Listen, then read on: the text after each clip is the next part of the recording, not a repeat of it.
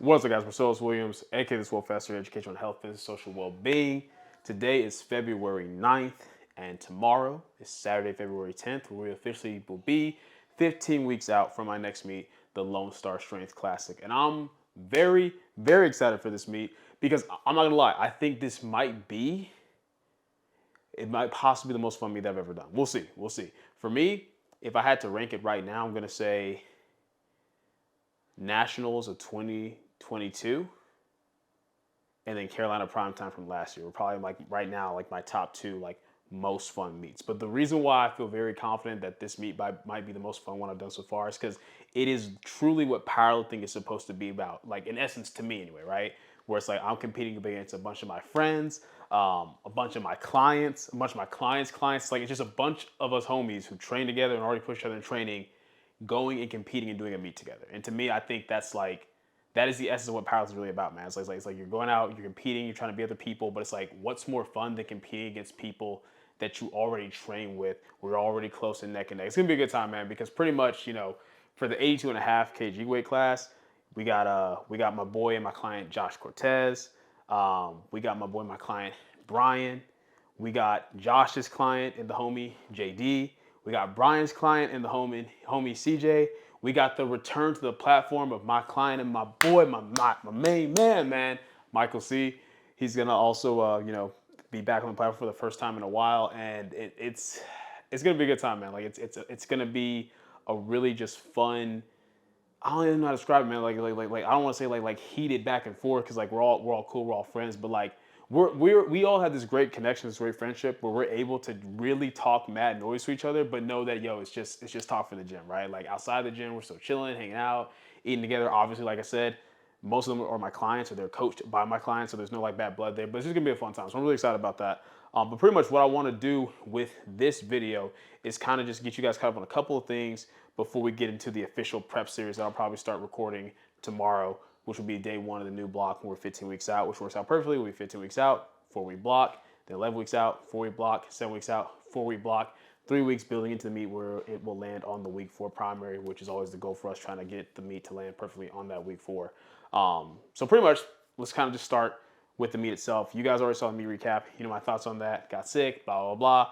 Not down about it, not upset, because I still know at the end of the day, I put up a 710 kg training total. So in terms of where my strength is, I still know what my goals are for where I want to be. Even though I wasn't able to put that on the platform, I know the circumstances that went into that. And Brad and I know what we need to do to adjust, because the system we have is great, but just a couple of things to refine to get where we need to be. So pretty much throughout the rest of that week post the meet, since it was like the meet was the week 4 primary, we just got through the rest of that week as if though it was like, the week 4. And I just pulled back quite a bit because I was still kind of getting over being sick. Like post the meet, some of my symptoms kind of popped back up a little bit again, as far as like, my lymph nodes being inflamed a little bit, kind of having more of an aggressive cough. Just knowing I had to kind of let things fully work the way out of my system, let the antibiotics fully do their thing.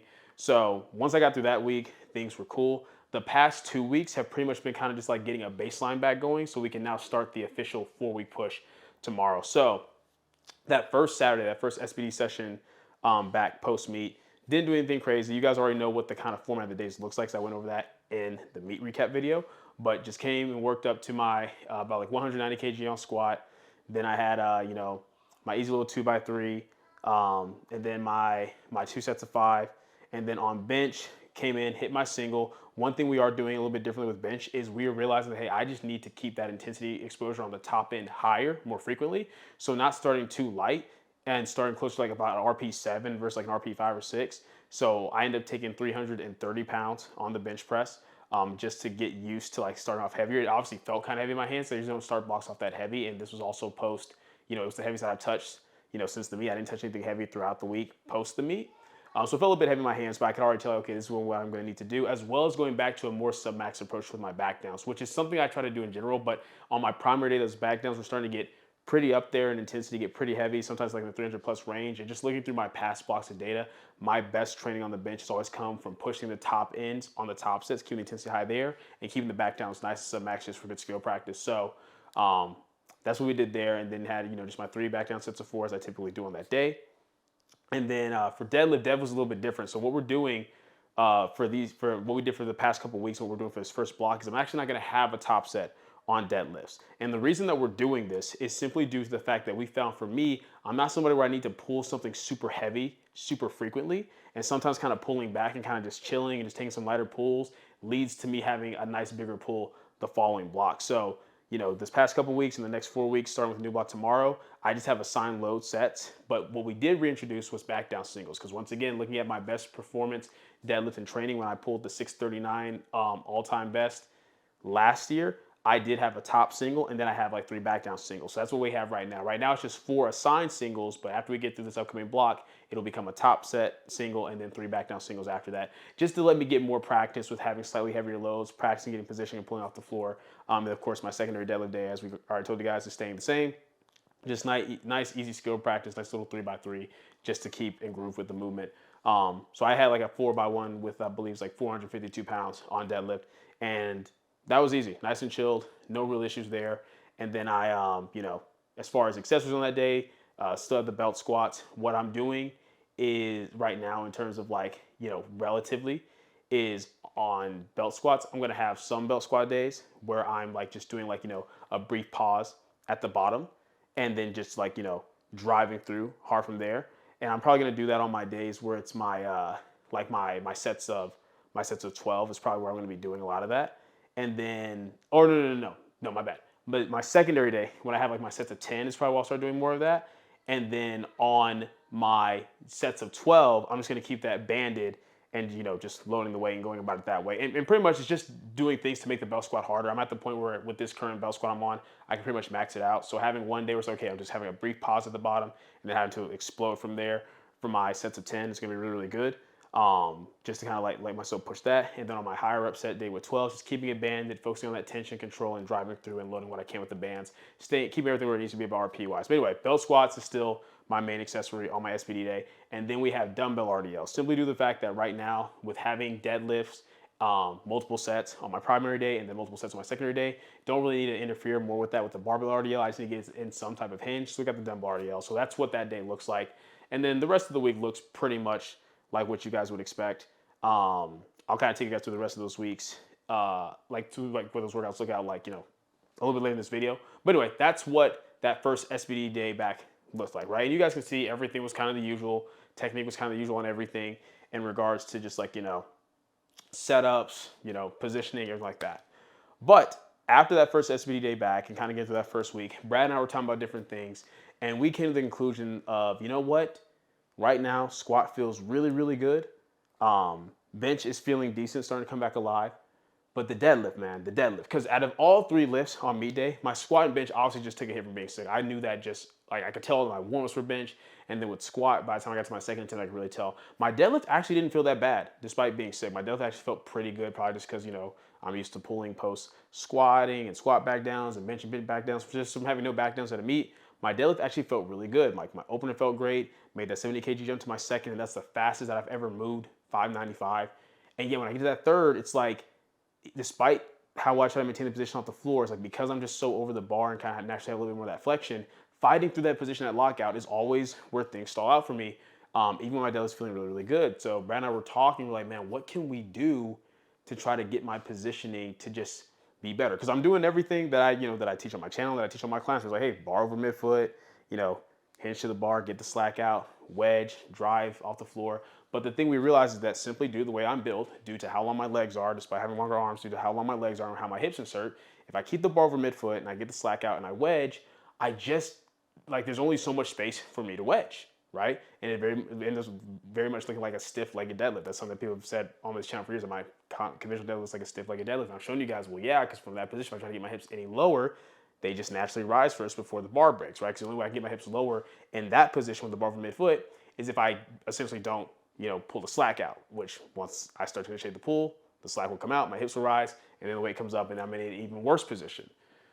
So essentially, what we decided to do to fix that was a couple of things. One, just working on letting my arms be even longer, right? Because right now, basically, with my old setup, I have so much tension from the moment that I grab the bar. As soon as I grab the bar, that slack comes out immediately. It's like I'm driving hard into the floor as I'm hinging down. I keep my arms pretty relaxed until I grab the bar, but once I do, I tension my grip on the bar pretty quickly. Slack comes out, I wedge, and then I go. So what I'm doing now, what we changed, right, going into this most recent SBD day, which will be about a week ago tomorrow, this most recent SBD day on the deadlift, is I am now, one, slowing my hinge down again, kind of back to what I used to do a couple years ago, so I can just really emphasize, sitting my hips back even more, right, to create a little bit more space between me and the bar. And then when I grab the bar, I'm not tensioning my grip on it at all. I'm kind of just like letting the arms be nice and relaxed until I actually initiate the wedge, and then let the slack kind of come out from just me driving to the floor and wedging. But the biggest thing is I am no longer starting with the bar over midfoot. I'm actually like standing behind midfoot, right? Because what we have found is just due to how forward I can get my knees, even if I start behind midfoot, from having that additional space on top of like just, being more intentional with my hinge and sitting back more, I'm able to close the gap when I wedge and be in a much more upright position, which allows my deadlift to just actually look more like a deadlift, right? Like you guys can see it here on both, my primary deadlift day from about a week ago, and then this most recent deadlift session, secondary day. You guys can just see I look far more upright both from the front and the side view. It looks like an actual normal deadlift. And I did not think I could ever get into this position. And I had to do it through unconventional means. I had to get into a better conventional position through unconventional means just due to how I'm built, due to how long I am and my leverage and stuff like that. By being more like behind the midfoot versus having it over midfoot, I'm not like, it's not like it's just right over my toes, but it's kind of like right. It's kind of close. Like it's like if we say that this is midfoot, right? And then these are the toes. I'm not right here because like that would just be like ridiculous as far as the bar being right here. But instead of being like, like midfoot, I'm kind of more like right here relatively. That's about where I'm at. And it feels great. It feels really good. Like the bar doesn't have to roll back to me or anything like that. When I wedge in, I'm in that perfect start position. I'm able just to use my legs and really drive off the floor and puts my back in a much better start position. So I feel very confident that as I get used to this and I build up this technique, I'm gonna be able to pull what I know I can pull. Because strength-wise, in terms of like how strong my legs and back feel, I know I can pull more than what I am. It's just being able to maintain the proper position to make that lockout smoother. And I definitely think this is gonna be the answer as far as that. So we changed that technique-wise as far as the deadlift, and I'm really, really happy about it. In regards to the squat, nothing's changed. My usual setup, like I said, my grip, I'm currently, gripping where like, my pointer finger is wrapping around the ring, right? And then I'm just like, I'm grabbing the bar and locking into there, getting myself stacked, unracking, walking out. I am allowing myself to be a little bit more extended. So like in the sense of like, when I'm stacked, I'm like kind of like a little bit more upright. I'm letting myself just be a little bit more extended because it just feels more comfortable and natural for me to like let the knees track forward, hit the hole, and have a smoother reversal. That's one thing that you guys will probably notice is different between the video I showed earlier with the 190 kg compared to the 205 kg from this past weekend. Like just a little bit more extended, and it feels really good, really comfortable across the board. It felt good on my top set, my 2x3, my 2x5, just nice, consistent positioning, as well as make sure that I don't have my belt too tight, like letting the belt be tight enough to support me, but not too tight to where I fight against my natural position as far as letting myself be more extended. So that's feeling really, really good. And then as far as the bench press, so on Saturday, everything was my usual setup. Ended up hitting 352. Once again, just getting that heavier exposure. But with these more recent bench sessions, so on my my Monday bench session, for example, as well as on my, not my Wednesdays, that's just my close grip bench day, but on this most recent bench session on Thursday, my prime bench session, I actually went back to max grip. I know I've tried it before and it hasn't worked out, but now with the way I'm setting up, where I'm starting a little bit lower on the bench, I'm really emphasizing leg drive and just driving my sternum up as high as I can. And I actually have my feet more forward than what they've been beforehand, just taking advantage of my longer legs to let my feet move more forward so I can just push into the floor harder and keep a constant tensioning into the ground. It's just letting me get in this nice position where I'm really depressed, I'm really driving the sternum upward. And with the middle finger, my old grip, my middle finger on the ring, it felt really good. But now with the max grip, it feels even better because I can just really easily unrack, maintain position, chest elevation. I feel very stacked at the bottom, and I can drive through really, really well. So we'll see how that holds up as the weight gets heavier. But I think the reason why the max grip never felt great before is because my setup just wasn't efficient enough to really get the most out of it. Now I have to believe that it is. So we'll see how things go with that.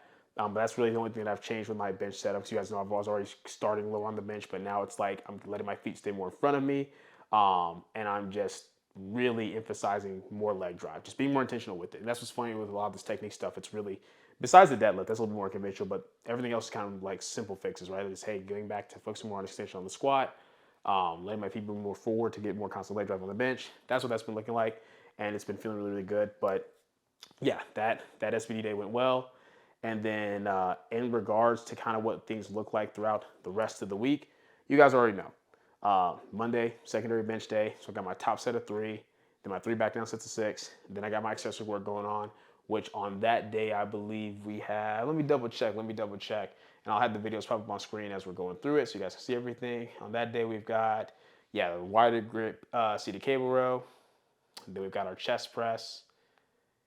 Then we've got our single arm seated lat row, cable bicep curls, single arm tricep extensions, seated dumbbell lateral raises, and then face pulls. So the usual craft day, secondary bench day. Then after that, we've got our secondary squat day, where I've got my, my top set of 5, my back down 6s, and then, like I said, my secondary comp deadlift day, which, already showed you guys that. But still just nice, easy, like 3x3. Then we've got my belt squat day, where I have my sets of 10s, have my sets of 12 on the primary day. Got leg extensions, leg curls, just easy lower body day. Well, I won't say easy. Brad's trying to kill me with these sets of 15s on leg extensions and leg curls, but straightforward lower body day.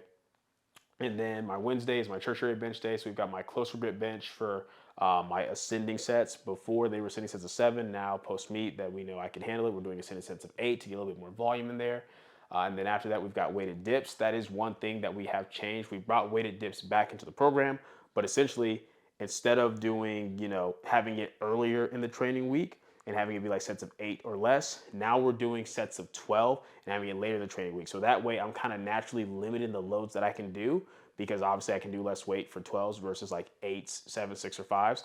And because it's later in the training week, post having already benched 3 times, for the week, there's just a little bit more fatigue on me. And this is good because I still get a lot out of weighted dips in terms of stimulus, but it's getting to a point where if it gets too heavy, it starts to cause too much interference with the bench. So this allows me to get the stimulus I need from the weighted dips, but without getting too aggressive or too heavy, because it's sets of 12 later in the training week when, I'm not as fresh to push them. So that's been working out really, really well. Then after the weighted dips, we've got the sternal presser rounds, which I've been doing those past couple of blocks, and that's just been feeling really good, really healthy. And for me, it feels a lot better than even like a pec fly. It doesn't feel quite as fatiguing, but kind of just gets me to like really work that musculature in a different type of way, which feels healthy. Then we've got our lat pull downs, cable lateral raises. I have a tricep of choice, so I do my double rope press downs, and then cable rear delt flies. So easy work there as well. And then lastly, last training day, you already know tertiary squat day, and then quaternary bench day, we've got our SSB squats, top set of 6, then back down 6s. Then we have the long pause bench for my single, and then just 3 sets of 5 comp bench, nice, easy submax work. And the only accessories I have on that day are single arm cable row and incline dumbbell curls. So pretty much that is what, my training looks like. Nothing crazy different from what you guys see me do. And as far as the bigger change that we've done programming wise, everything is like, I already explained that in the past video. But this was kind of just to get you all caught up on what all I've been doing, what all things have been looking like, where all training is at. The only other point that I really have to touch on is the fact that I need to get my body weight back on point, because post, like I said, I weighed in at 175 at the meet, which was good.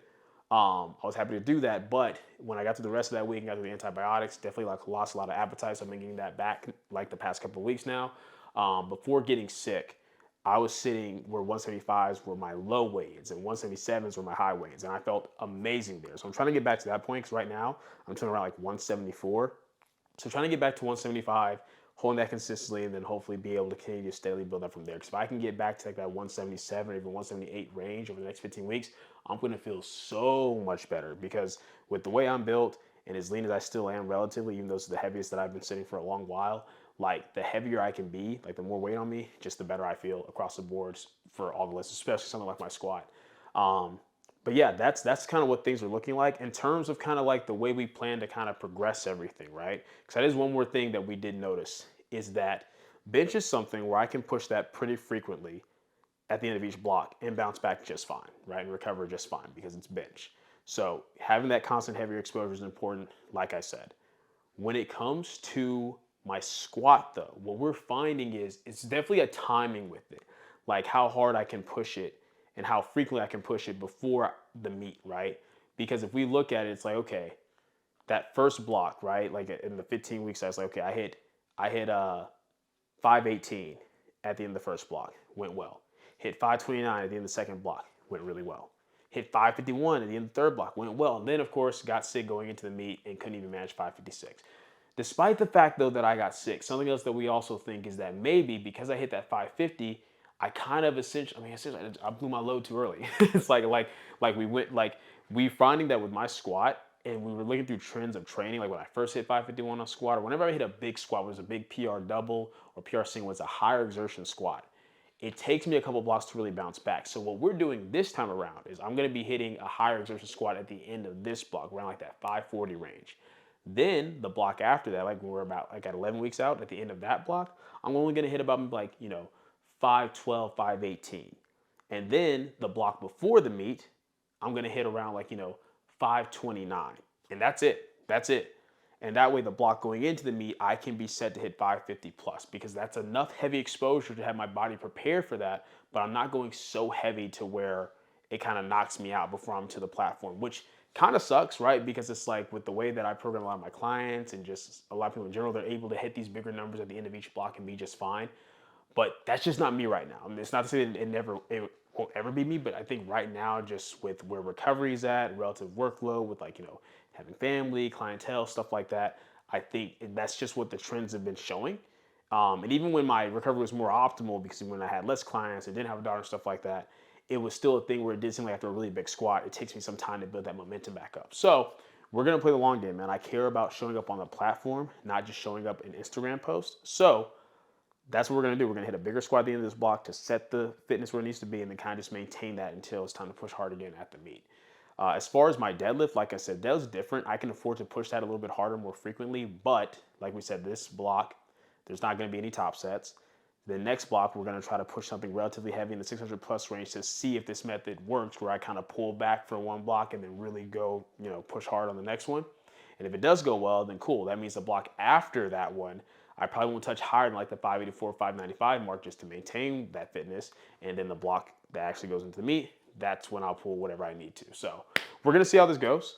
It's definitely gonna be an interesting way of training, but it's just work. I'm just going in, putting in the work, pushing my accessories, staying on top of my eating, getting the practice I need technique-wise, touching heavy enough to set myself up for that big day. Because quite frankly, I was telling Brad, I already know that my comp's going to show up because I coach most of them.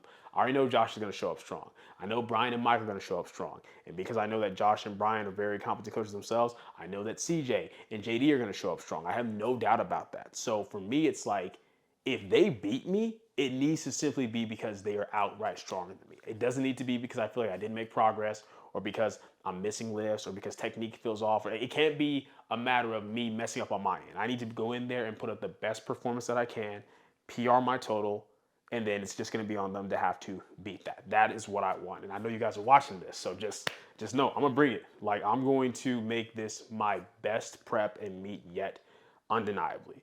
Like I said, this past meet, which is a tune-up meet, didn't go quite the way I wanted, but I learned what I needed to. I know that what we're doing is working. We refined things just a bit, and now it's just time to kind of, build up into that and see how things go. And the best part is no traveling for this one, since it's at the gym we train at Lone Star. I'm already gonna be used to the equipment, be used to like the environment, the atmosphere, all of that. So there's really no reason for me not to show up. So I'm excited. We're gonna see how things go.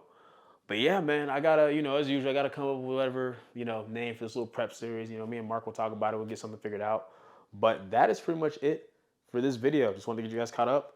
Hope you enjoyed it. If you did, go and leave a comment down below and let me know what you did. If not, leave a comment down below. Let me know why we can get better.